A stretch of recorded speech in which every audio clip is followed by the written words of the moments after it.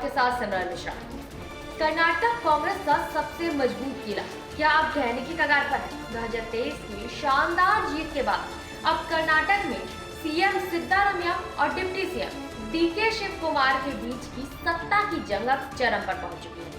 CM पद को लेकर हुए कथित सीक्रेट डील पर खुली बयानबाजी भी अब शुरू हो चुकी है।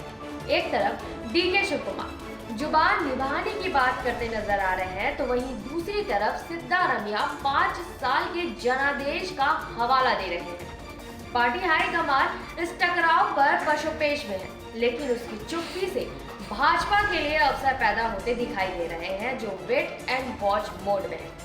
सवाल बड़ा है, क्या 2.5 साल का फॉर्मूला कांग्रेस का खेल खराब कर देगा, या फिर क्या हाईकमान इस बड़े राजनीतिक संकट को टाल पाएगा? आइए विस्तार से समझते हैं।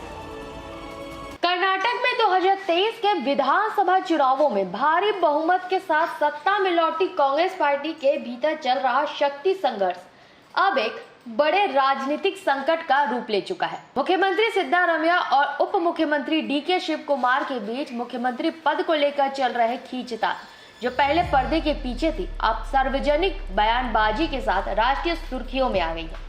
ये टकराव न केवल राज्य में सुशासन को प्रभावित कर रहा है, बल्कि कांग्रेस के एकमात्र बड़े और प्रभावी किले को ढहाने के लक्षण भी दिखा रहा है। सत्ता संघर्ष का मुख्य कारण सीक्रेट डील पर विवाद।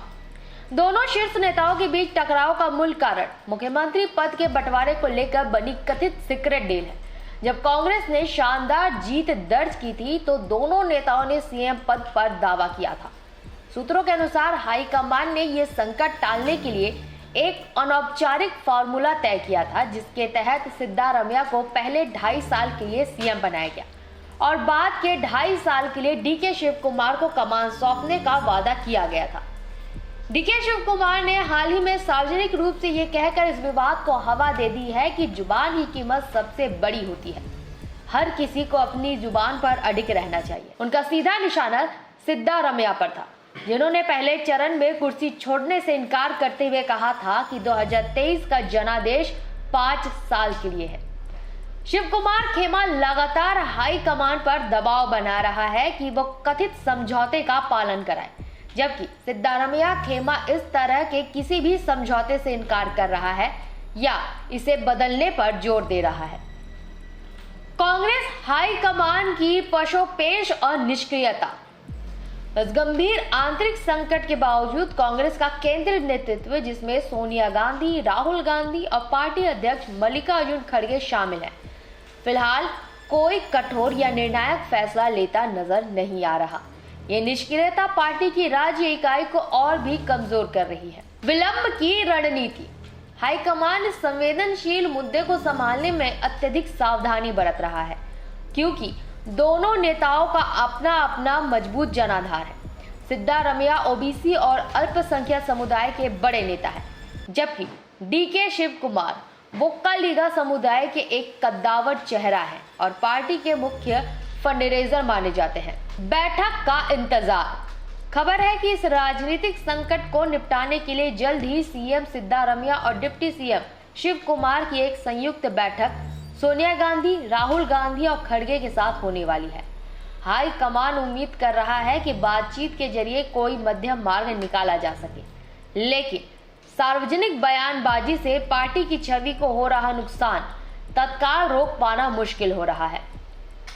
शासन पर असर और विपक्षी बीजेपी की वेट एंड वॉच रणनीति। सीएम और डिप्टी सीएम के बीच जारी ये टकराव केवल पार्टी तक सीमित नहीं है, बल्कि इसका सीधा असर राज्य के शासन और कामकाज पर पड़ रहा है। मंत्रियों और विधायकों का ध्यान अपनी सरकार चलाने के बजाय 2 खेमों में बंटने और भविष्य की राजनीति पर केंद्रित हो गया है। सड़कों की खराब हालत और प्रशासन में देरी जैसे मुद्दों को उठाकर विपक्ष को हमला करने का मौका मिल रहा है।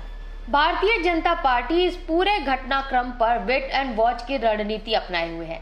बीजेपी जानती है कि ये कांग्रेस का आंतरिक मामला है, लेकिन वो एक बड़े राजनीतिक अवसर की तलाश में भी है।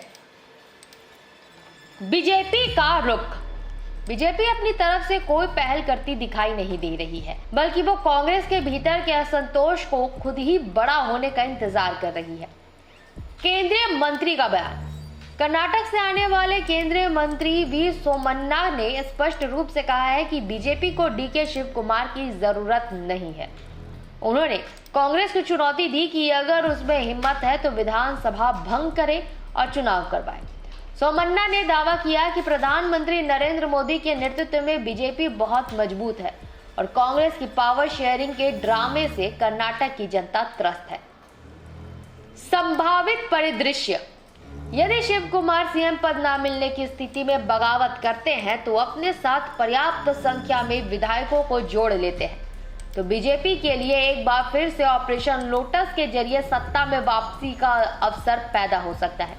हालांकि शिव कुमार के लिए बीजेपी के साथ जाना इतना आसान नहीं होगा क्योंकि अतीत में उनके खिलाफ केंद्रीय एजेंसियों की कई जांचें चली हैं।